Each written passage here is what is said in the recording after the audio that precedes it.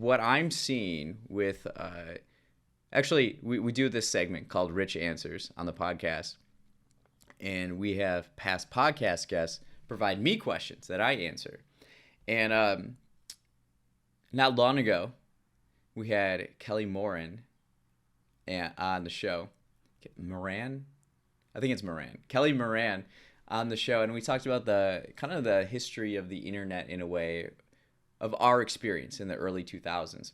And she asked the question, this is getting a little ahead of ourselves, but where do you see the internet in 20 years? And this is a fantastic question.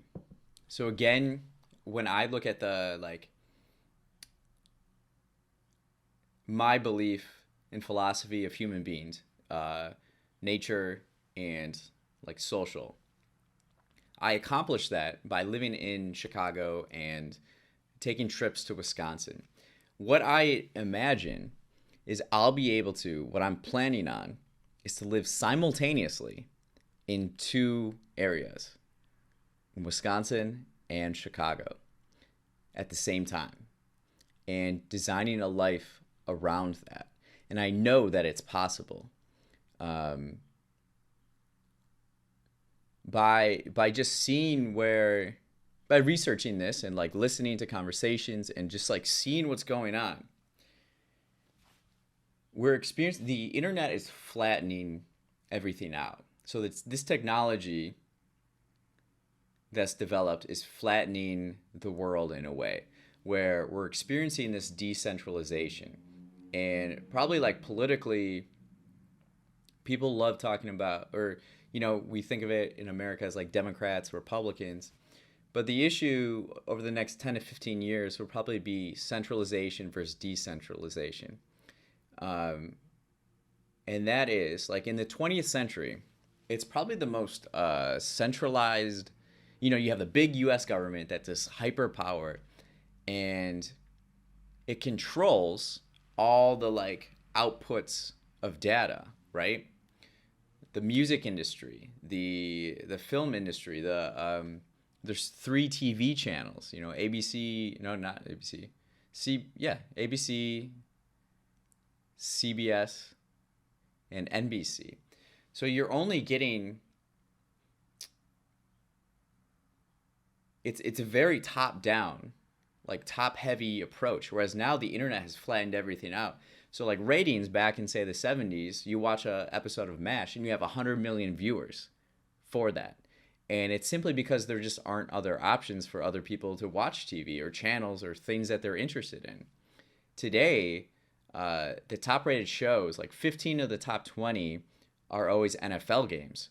So, and that's about 20 million viewers per as the highest. So that's much lower, and it's a lot more spread out. But the NFL, one of the reasons why I follow it so much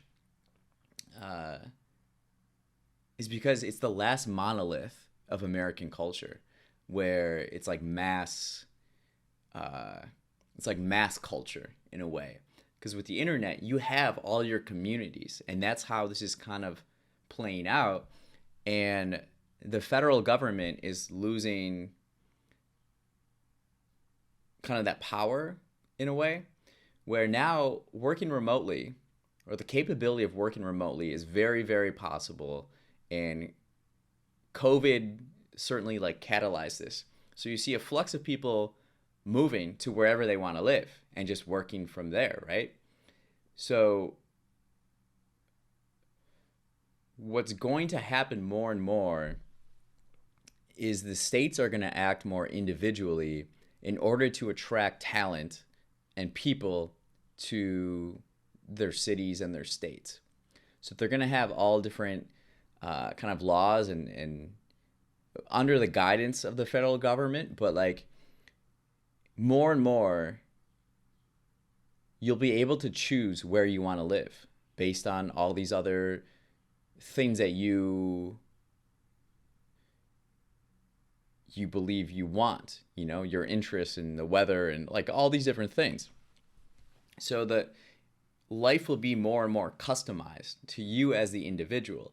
And what I'm curious about is how do we build empowered communities and work together still during that. Um, so that's been on my mind.